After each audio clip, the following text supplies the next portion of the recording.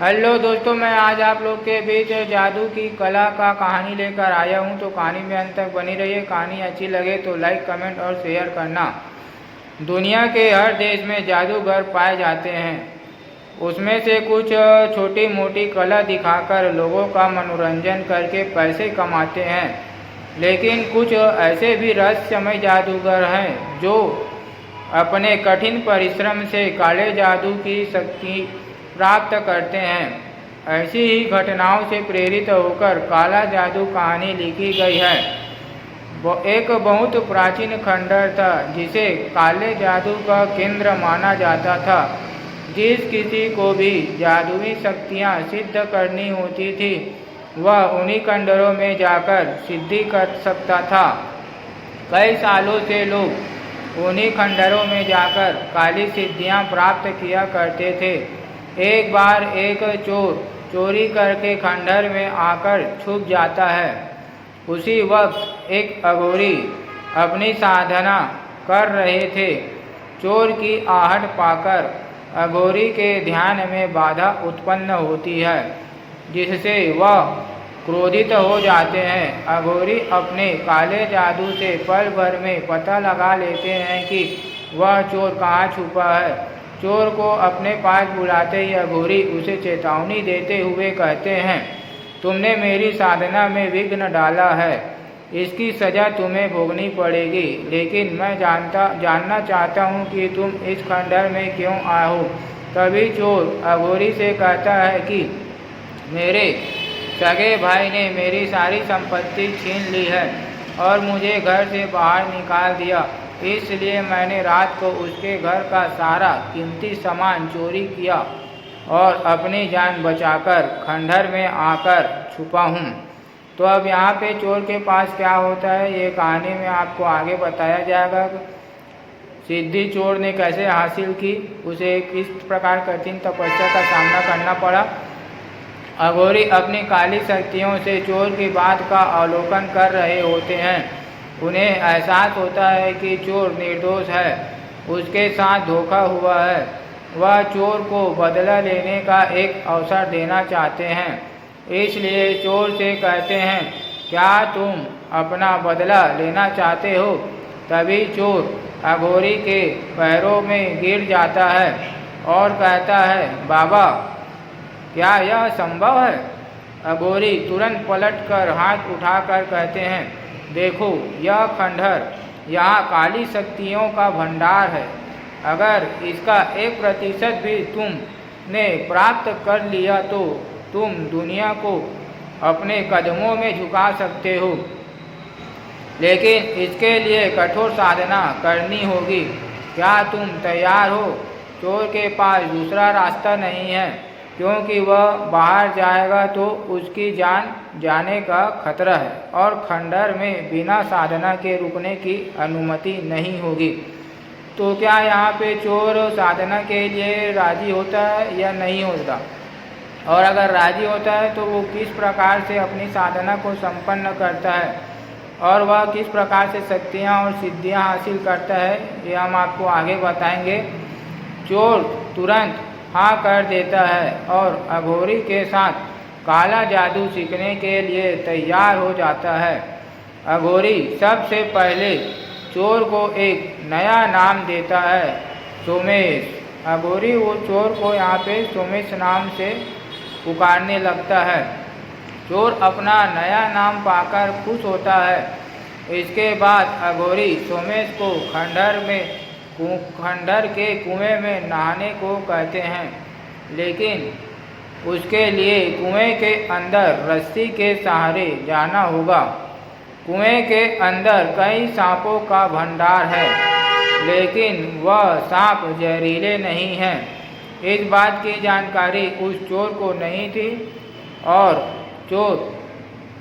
चोर क्या है, बिना डरे और बिना संभले कुएं में उतरता है। तो कुएं में व्यक्ति के साहस का परीक्षण होता है। तो अघोरी बाबा ने उसे कुएं में उतरने को कहा, क्योंकि साधना करते वक्त कई जीवों के आसपास के होने का भ्रम होता है। अगर व्यक्ति डर गया तो उसकी सांसें रुक सकती है, इसलिए साहस का परीक्षण अनिवार्य है।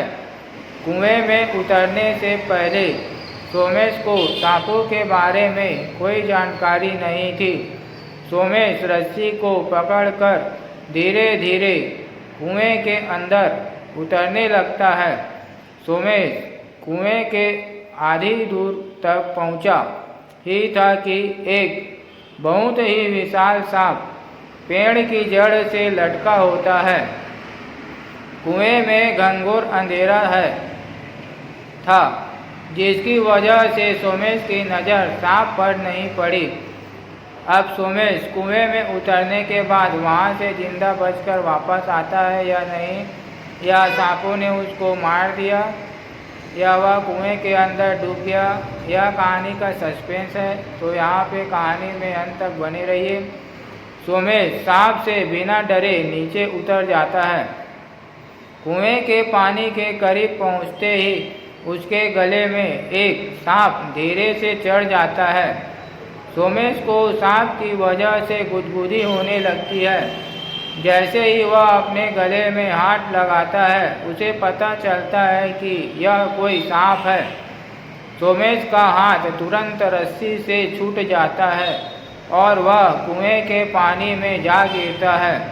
कुएं के पानी में गिरते ही हजारों सांप उसके शरीर से लिपटने लगते हैं।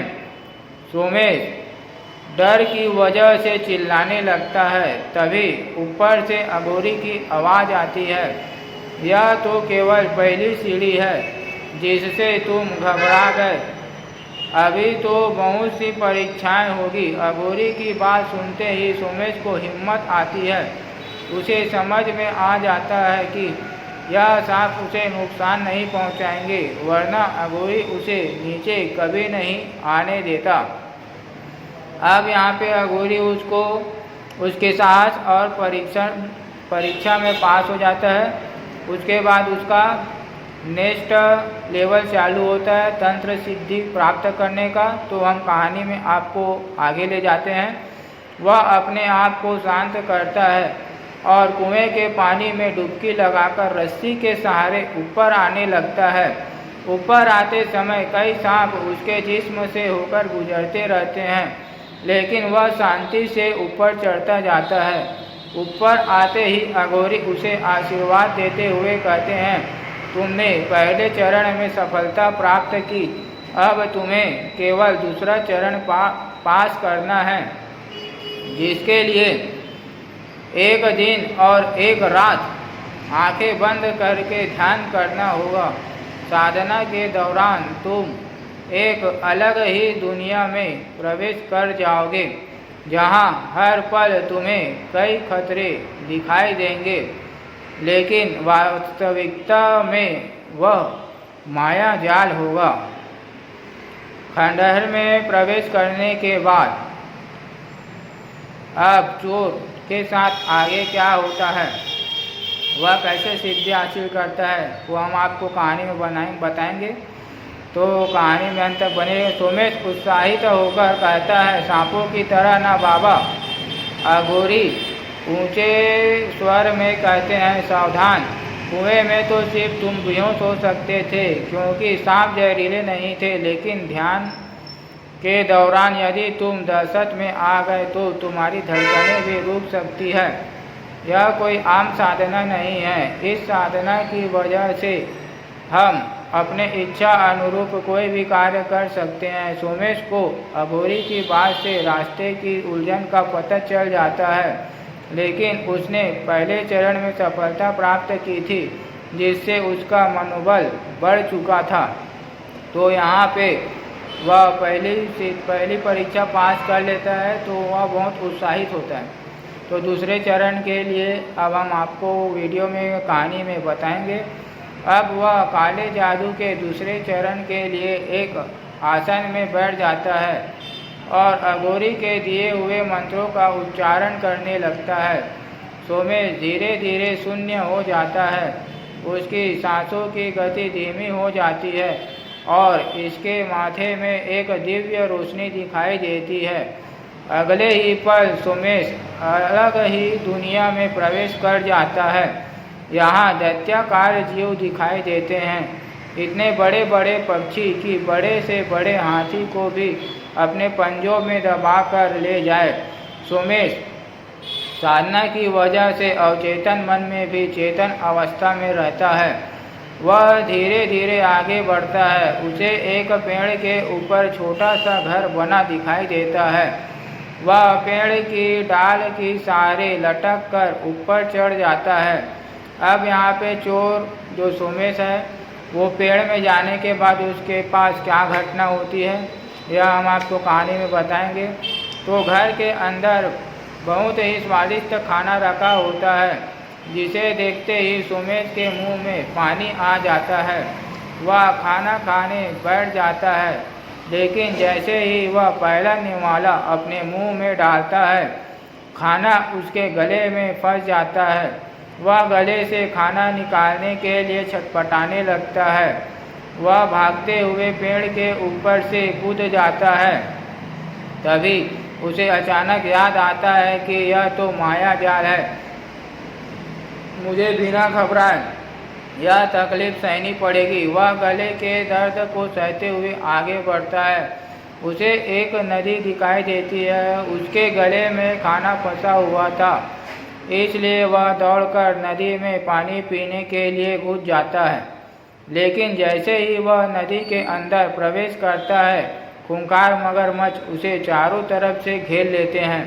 अब मगरमच्छ के द्वारा उसकी मृत्यु होती है कि वह बच जाता है कि वह सिद्धि हासिल कर लेता है, यह हम कहानी के अंत में बताएंगे। मगरमच्छ उसकी तरफ बढ़ते हैं, लेकिन सोमेश बिना डरे पानी पीता है। उसे अब हर खतरा माया जाल लगने लगता है। इसी बोध के साथ उसकी आंखें खुल जाती है और वह काला जादू की शक्तियाँ प्राप्त कर लेता है। अघोरी उसकी साधना से प्रसन्न हो जाते हैं। वह उसे आशीर्वाद देते हैं, जाओ दुनिया का कल्याण करो। और इसी के साथ काले जादू की तिलिस्मी कहानी समाप्त हो जाती है। तो अब काले जादू की तिलिस्मी कहानी समाप्त होने के बाद हम कहानी के शीर्षक की तरफ जाएंगे कि वह कैसे अपनी साधना को संपन्न किया और कैसे धैर्य रखा, कैसे साहस रखा। तो कहानी का शीर्षक यह निकल कर आता है कि अगर व्यक्ति चाहे तो वह बड़ी से बड़ी परेशानी को पार कर सकता है, बस उसमें उस वक्त साहस का होना जरूरी है। साहस और धैर्य से इंसान बड़ी से बड़ी कठिनाई और समस्या से बाहर निकल सकता है और सफल हो सकता है, जैसे इस कहानी में सोमेश ने किया। यदि जानकारी अच्छी लगी तो वीडियो को लाइक, कमेंट और शेयर करें। अगर आप वीडियो में पहली बार आए हैं तो वीडियो को सब्सक्राइब कर लें। मैं आपका दोस्त शुभम वर्मा इस प्रकार के वीडियो लेकर आते रहता हूं। वीडियो देखने के लिए धन्यवाद। मैं बहुत ही रोचक और इंटरेस्टिंग डरावनी कहानी आगे लेकर वीडियो में अपने आते रहूँगा। तो मेरे चैनल को आप सब्सक्राइब कर ले, लाइक, कमेंट, शेयर करना ना भूलें। ज़रूर करें। धन्यवाद।